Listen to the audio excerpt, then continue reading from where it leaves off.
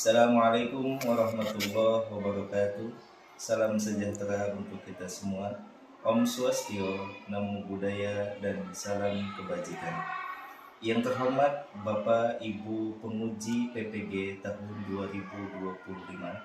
Perkenalkan, nama saya Ahmad Hairudin, asal LPTK Universitas IPET Semarang. Program studi bimbingan dan konseling dengan nomor induk mahasiswa 9325120004 akan melaksanakan proses konseling individual di SMA Babu Salam, Tangerang dengan menggunakan pendekatan REDT dan Gestalt dengan teknik refleksi perasaan. Terima kasih. Assalamualaikum. Salam, duduk Asira.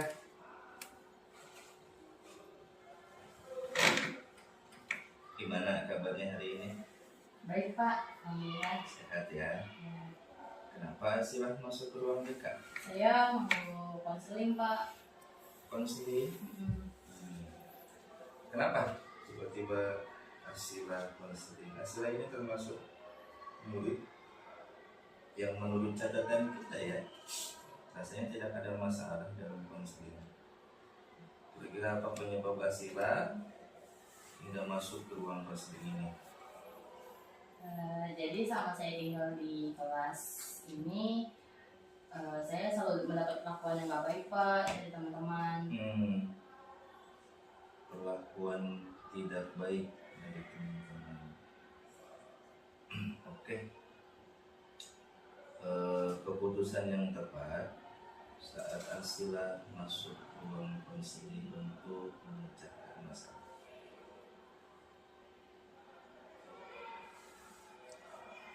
Namun sebelum kita melakukan proses konseling ini, jadi siapapun siswa yang masuk ke ruang konseling kemudian bertemu dengan konselor pasti punya tujuan, dan tujuan itu harus dipecahkan. Saya sebagai guru bimbingan konseling harus bisa membantu memecahkan permasalahan siswa itu ya.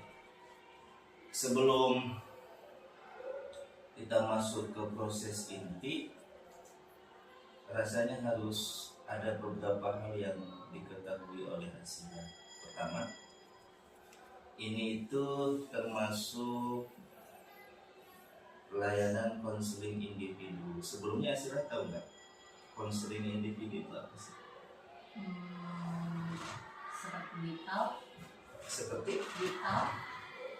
Ditap itu apa? Kayak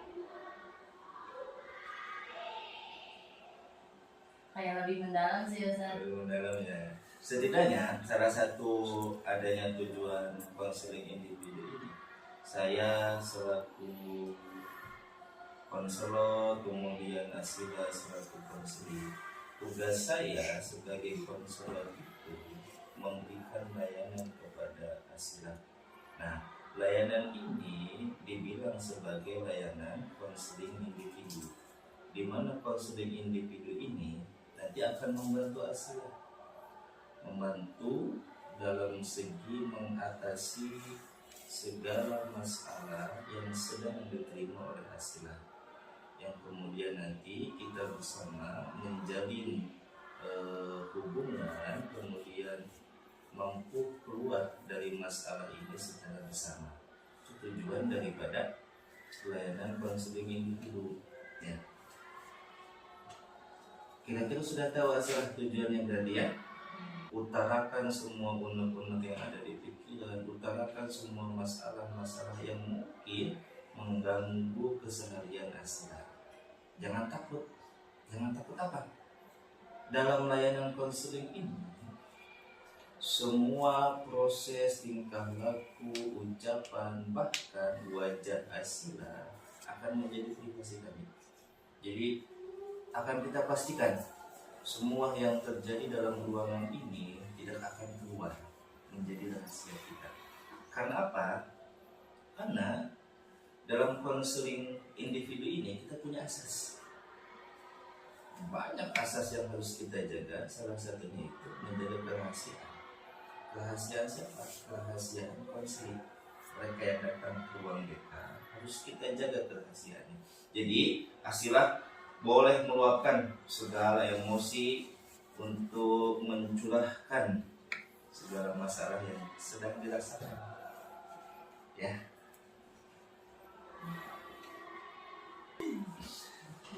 Sebelum kita melakukan konseling ini, lebih baik kita berdoa dengan harapan semoga konseling kita hari ini berbuah hasil yang maksimal, yang bisa memecahkan masalah, kemudian mengembalikan kembali perasaan Asila ke semula. Yang tadinya bahagia harus kembali bahagia. Ya. Berdoa dimulai.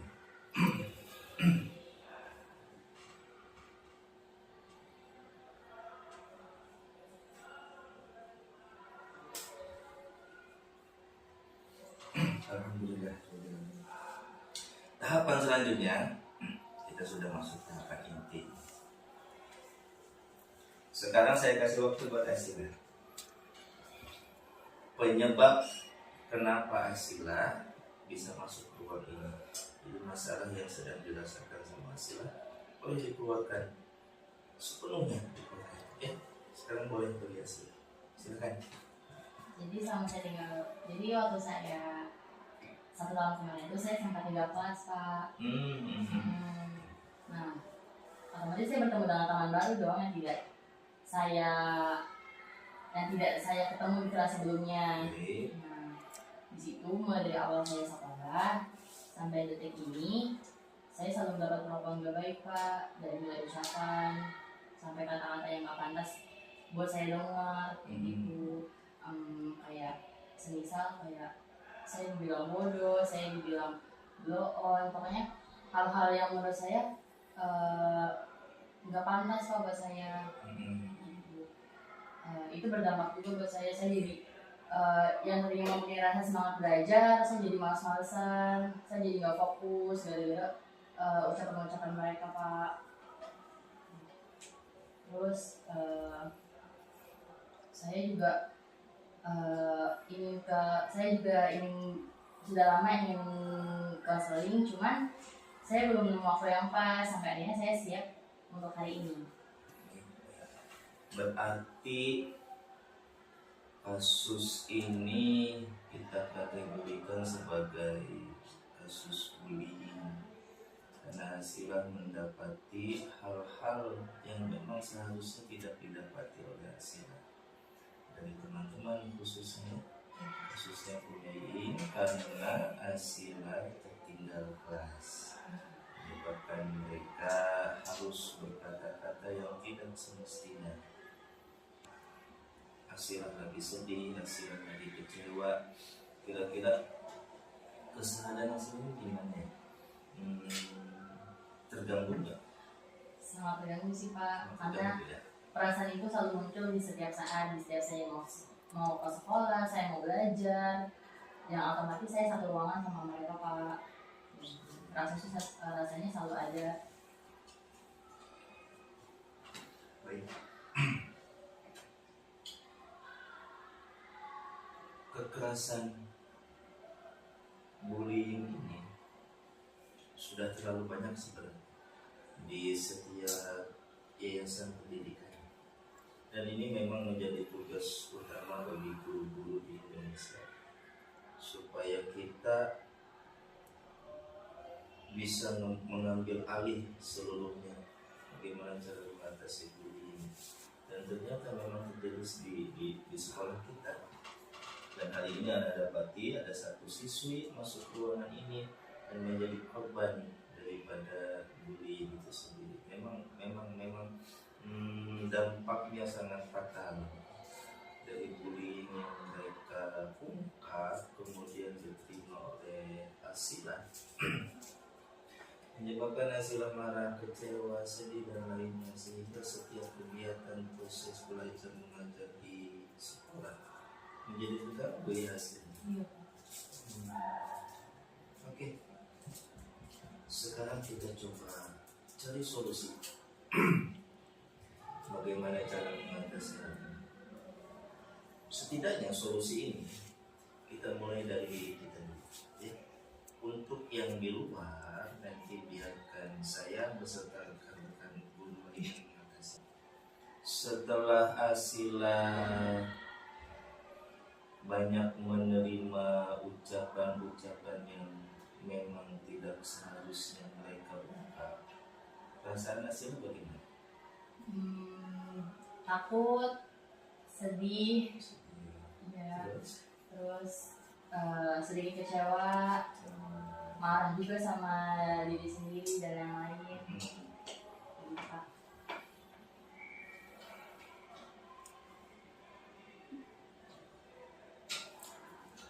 Sedih, marah, kecewa, takut pun ada dirasakan sama Asila. Setelah mereka mengucapkan hal-hal itu, kira-kira berdampak nggak sama keseharian Asila? Maksud saya, Asila lagi takut, Asila lagi sedih, Asila lagi kecewa, kira-kira keseharian Asila ini gimana ya?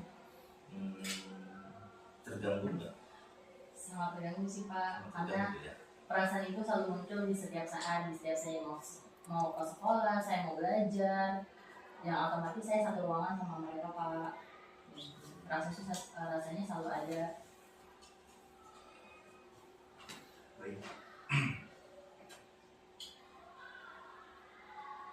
Kekerasan bullying ini sudah terlalu banyak sebenarnya di setiap yayasan pendidikan, dan ini memang menjadi tugas utama bagi guru-guru di Indonesia supaya kita bisa mengambil alih seluruhnya bagaimana cara mengatasi bullying. Dan ternyata memang terjadi di sekolah kita. Dan hari ini Anda dapati ada satu siswi masuk ruangan ini dan menjadi korban daripada bullying itu sendiri. Memang dampaknya sangat fatal dari bullying yang mereka ungkap kemudian diterima oleh Asila, menyebabkan Asila marah, kecewa, sedih dan lainnya, sehingga setiap kegiatan proses belajar mengajar di sekolah menjadi terganggu ya hasilnya. Iya. Oke. Sekarang kita coba cari solusi. Bagaimana cara mengatasi hal ini? Setidaknya solusi ini kita mulai dari diri kita dulu, ya. Untuk yang di luar nanti biarkan saya beserta rekan-rekan guru ini mengatasi. Setidaknya saya punya harapan, saya punya keinginan. Saat Asila masuk ruangan ini dalam keadaan sedih, harapan saya Asila akan keluar dari ruangan ini kembali menjadi bahagia. Setidaknya seperti itu.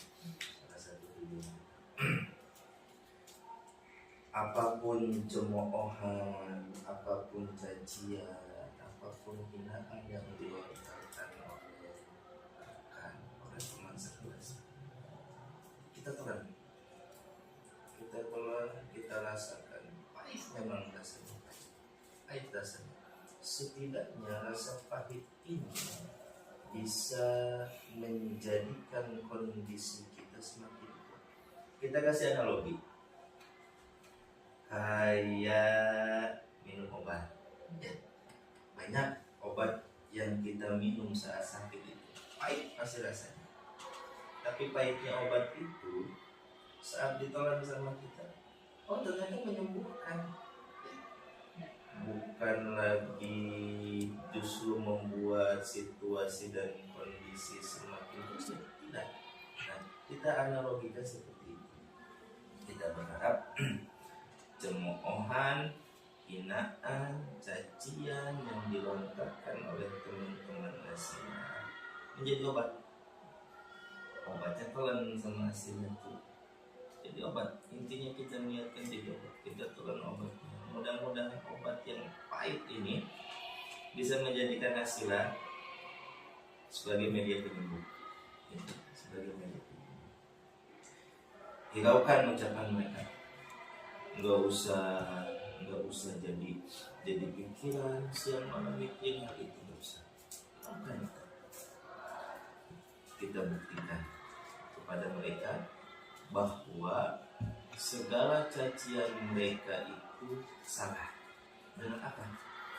Dengan mewujudkan segala yang menjadi keterbalikan daripada yang mereka lakukan. Contoh, mereka menghina Asilah dengan situasi bahwa Asilah itu tertinggal. Sekarang kita buktikan. Di mana mereka berani mengucapkan itu, berarti Asilah pun harus berani mengambil keputusan bahwa apa yang mereka ucapkan itu salah. Kembalikan lagi mood Asilah, kembalikan lagi perasaan Asilah kepada perasaan yang positif. Dimulai dengan apa? Rajin belajar, mulai lebih berdisiplin lagi, kemudian tidak meninggalkan prosesi ibadah yang memang sudah ditentukan. Kembalikan itu semua.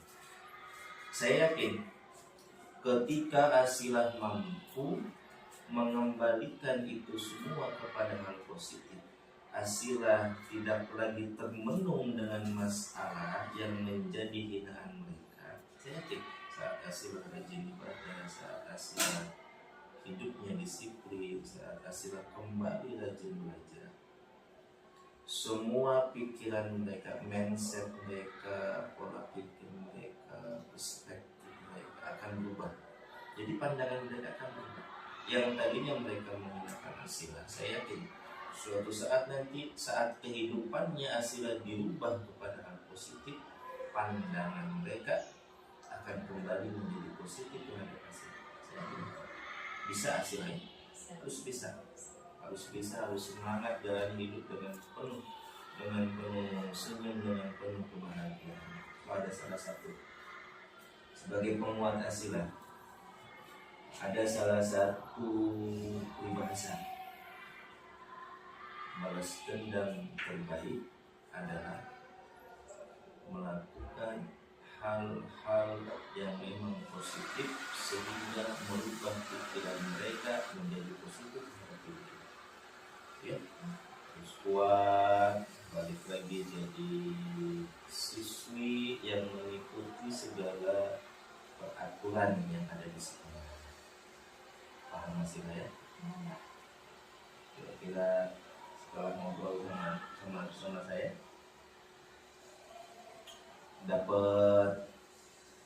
dapat perasaan yang berubah. Dapat sih Pak, saya lebih tenang, lebih lantas setelah Asilah banyak menerima ucapan-ucapan yang memang tidak seharusnya mereka ungkap, perasaan Asilah bagaimana? Takut, sedih, ya, terus sedikit kecewa, marah juga sama diri sendiri dan yang lain.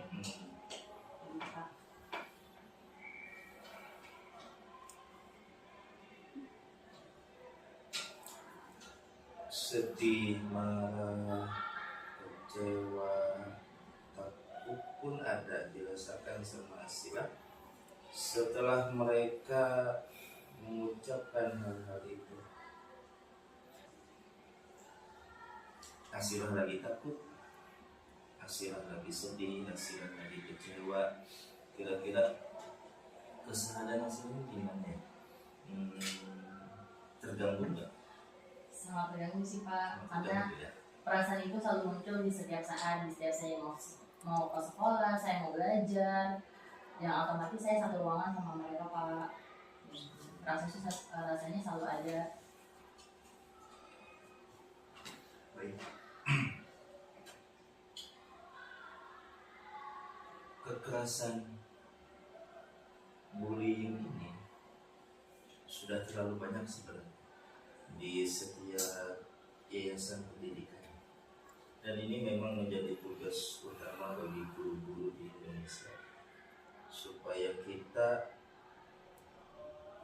bisa mengambil alih seluruhnya bagaimana cara mengatasi bullying. Dan ternyata memang terjadi di sekolah kita.